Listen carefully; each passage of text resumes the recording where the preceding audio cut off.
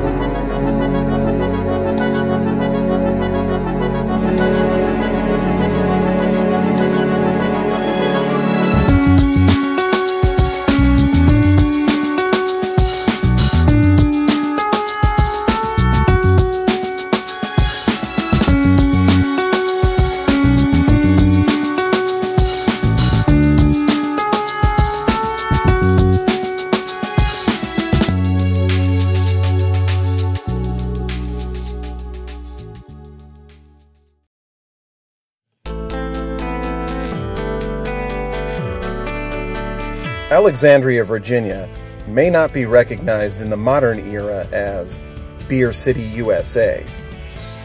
But in the colonial days, it was actually a major shipping port and home to Robert Portner Brewing Company, arguably the largest brewery in the Southeast in the late 1800s.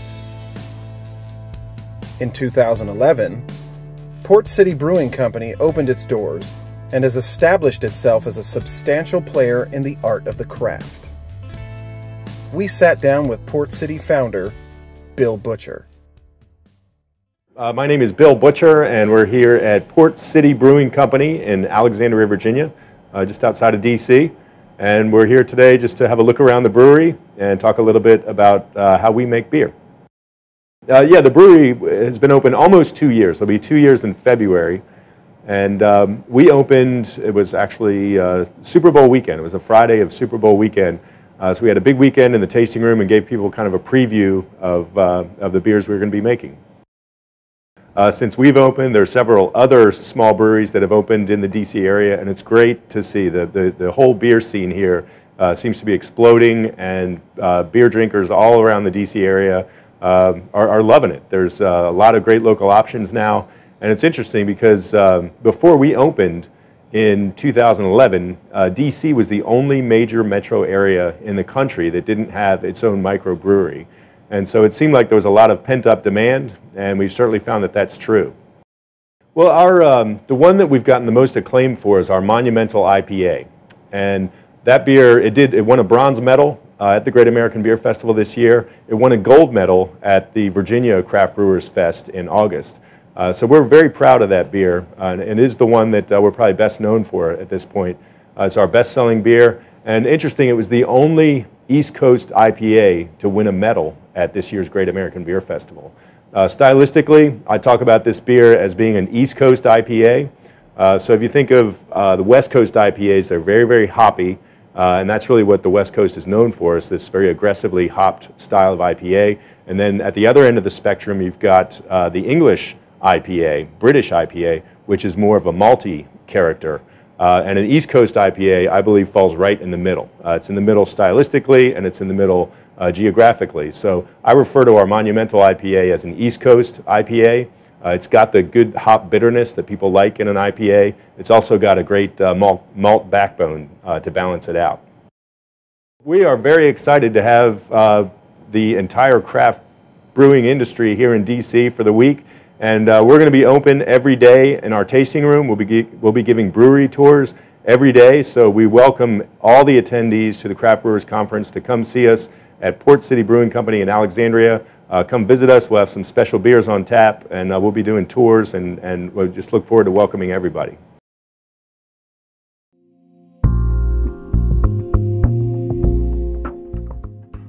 In the Clarendon neighborhood of Arlington, Virginia, Lyon Hall blends French cuisine and craft beer at the highest level. This two-story brasserie not only glows with amazing ambience and a diverse menu, the hospitality is unsurpassed. A large dining area, an outdoor patio that wraps the front of the building, a long bar, and a second-story, quieter dining area create a very popular space for individuals, couples, or large groups. Dive into classic dishes such as duck cassoulet, pork schnitzel, or the amazing beet salad. Charcuterie plates, shellfish, sausage plates, and fromage are also offered. Perhaps a Sunday brunch with fresh donuts, a variety of poached eggs, mussels, or the classic steak and eggs may be in order. Beer director David McGregor balances all of this with a spectacular array of craft beer and a renowned cocktail du jour menu. Labels including Aventinus, Brooklyn Brewery, Steigl, Petrus, Orval, Duck Rabbit, and Eicht Schlenkerla are all offered by the bottle. There are 23 rotating taps to keep each visit remarkably new and invigorating.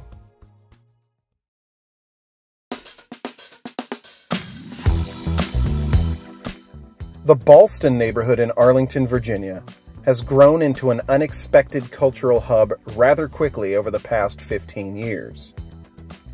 The residents, although stressed by the intensified volume of people in and around this area, have found an exuberant appreciation for the art, cuisine, and downtown city feel that this change has created. Retaining some of the old neighborhood vibe, yet surrounded by high-rise office and living spaces, Rustico offers over 300 bottled craft beers, 25 rotating drafts, and 2 casks. Its beer program is executed with great attention to detail, yielding a selection that changes literally every day. The food menu is chic and upscale, yet familiar. Gourmet wood-fired pizzas, amazing starters and salads, and other approachable fare. This isn't a pizza dive that throws Chimay on the menu and calls itself a beer bar. What sets Rustico apart from most, aside from the awesome beer selection, is the knowledgeable staff and bartenders who make you feel right at home. One of Rustico's more unique offerings is the beer menu itself. Current brews are arranged by taste rather than geographic location, allowing for newcomers to venture outside their normal favorites or stay close at home. The menu can seem overpowering at first, but ask questions. The staff really love beer and can always make knowledgeable suggestions. The food at Rustico is prepared with the same level of passion, with menu selections crafted around the beer.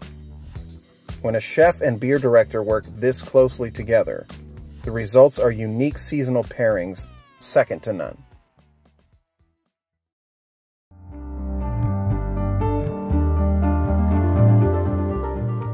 In the formerly quiet town of Falls Church, Virginia, nestled into the various two-story office buildings and other businesses, Mad Fox Brewing Company provides a unique craft beer and chef-driven experience. Disguised as an exquisitely detailed English-style gastropub, Mad Fox gives that my neighborhood bar type of feel, all the while absolutely impressing guests with their phenomenal house-brewed beers. Styles include Belgian, German, English, and American, and the medals coming in from GABF, World Beer Cup, and various state competitions keep piling up.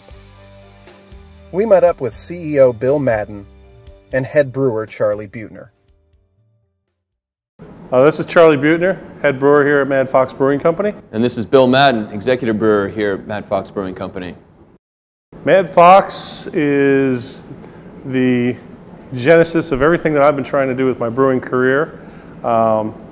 This is my first and only brewery so far that I've owned.